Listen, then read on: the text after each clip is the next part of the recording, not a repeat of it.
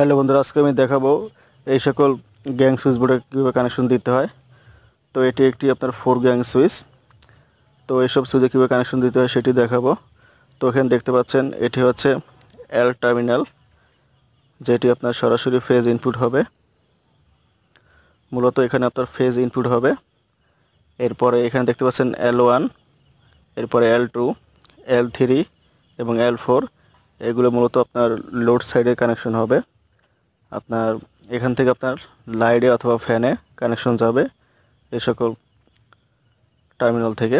তো এখানে 4টি সুইচের জন্য 4টি টার্মিনাল দেওয়া হয়েছে, দেখতে পাচ্ছেন।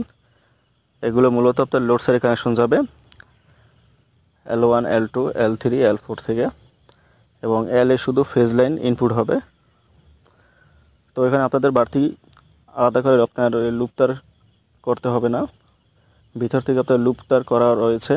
এখানে শুধু আপনার ফেজ ইনপুট দেবেন এবং আউটপুট বের করবেন। তো এই হচ্ছে আপনার এই সুইচের কানেকশন।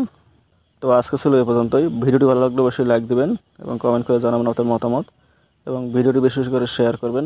আপনি যদি আমার চ্যানেলে নতুন হয় কিন্তু চ্যানেলটি অবশ্যই সাবস্ক্রাইব করে পাশে থাকা বেল আইকনটি প্রেস করে রাখবেন।